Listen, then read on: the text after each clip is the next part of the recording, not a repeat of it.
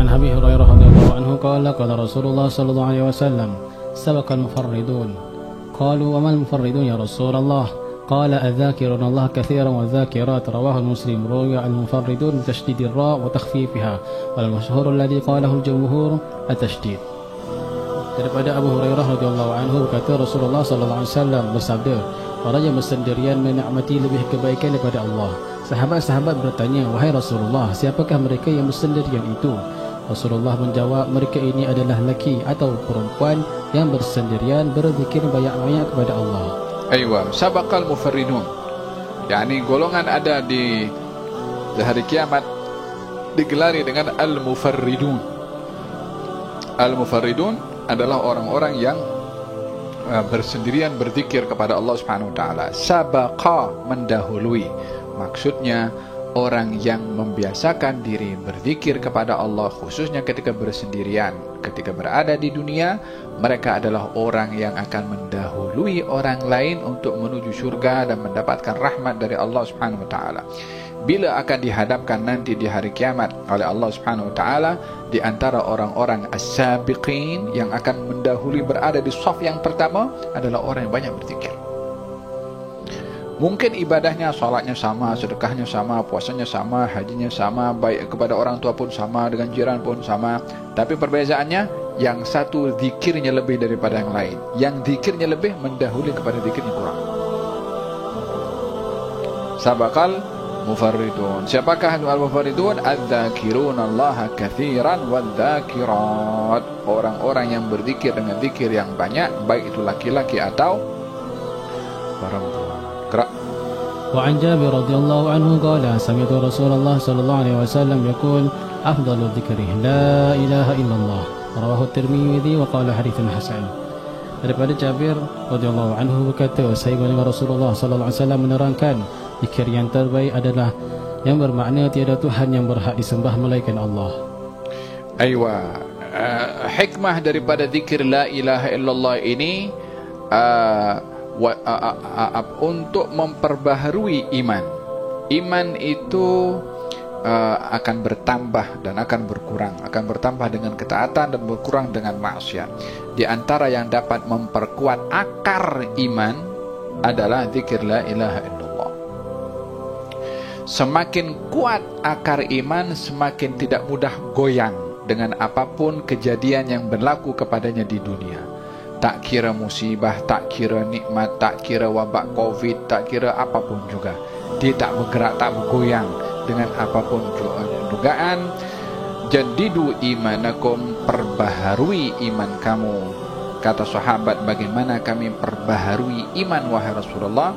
Nabi bersabda, perbanyaklah untuk berzikir la ilaha illallah. Gerak. Wa an Abdullah bin Musri radhiyallahu anhu qala أن رجلا قال يا رسول الله إن شرائع الإسلام قد كثرت علي فأخبرني بشيء أتشبث به قال لا يزال لسانك رطبا من ذكر الله رواه الترمذي وقال حديث حسن. Daripada Abdullah bin Musrim berkata, seorang lelaki datang berjumpa dengan Rasulullah dan berkata, wahai Rasulullah, sudah banyak hukum-hukum Islam yang saya taati. Tolong beritahu saya apa lagi yang dapat saya ikut sebagai pedoman.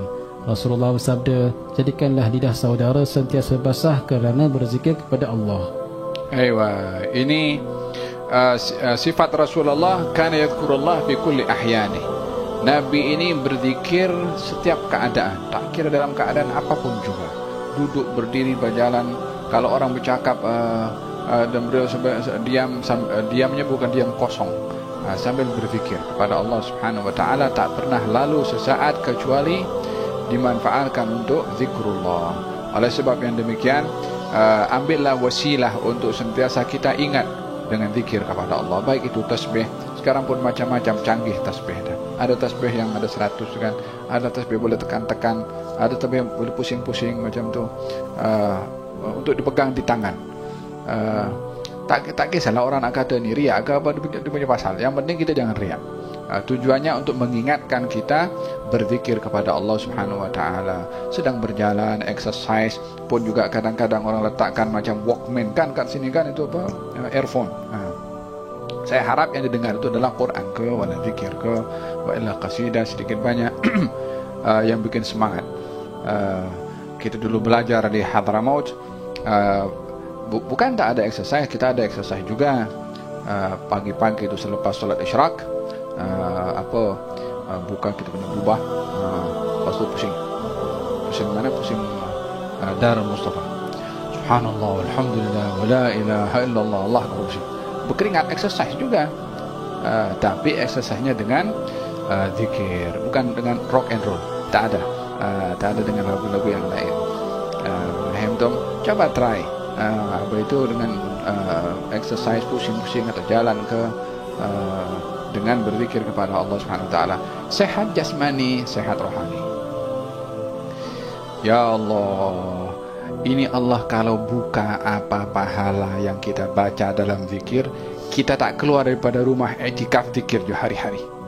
Silap-silap tak pergi kerja. Rahmat Allah tak ditunjuk, tapi jangan dianggap jauh apa yang telah diberitahukan oleh Allah melalui Rasulullah sallallahu alaihi wasallam tentang keutamaan zikir.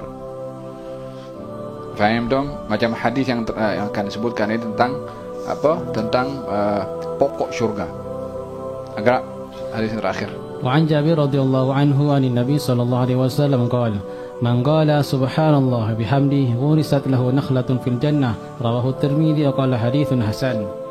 Daripada Jabir radhiyallahu anhu berkata, Nabi SAW bersabda, sesiapa yang menyebut kalimah yang bermakna Maha suci Allah dan seluruh pujian hanya baginya, sepohon pokok kurma ditanam untuknya di syurga. Subhanallah bihamdihi, tanam satu pokok. Subhanallah bihamdihi, tanam satu pokok. Ini kita cakap pun ditanamkan pokok di syurga. Jangan ditanya macam mana pokoknya. Tentunya tidak akan sama, tak pernah terlintas dalam kita punya otak, tak pernah lihat oleh mata kita sendiri. Akan indahnya itu pokok yang Allah berikan kepada orang yang mengucapkan subhanallahi wa bihamdihi. Moga-moga Allah Subhanahu wa taala sentiasa jadikan lidah kita ini berzikir kepada Allah Subhanahu wa taala, dan moga-moga Allah Subhanahu wa taala anugerahkan kepada kita manis dan nikmatnya zikir dengan rasa kebersamaan dengan Allah Subhanahu wa taala, dan moga-moga Allah Subhanahu wa taala anugerahkan kita kesempurnaan dalam iman dan jadikan la ilaha illallah sebagai penguat kepada keimanan, hidup dengan la ilaha illallah, kembali kepada Allah dengan la ilaha illallah, masuk syurga pun juga dengan kuncinya la ilaha illallah.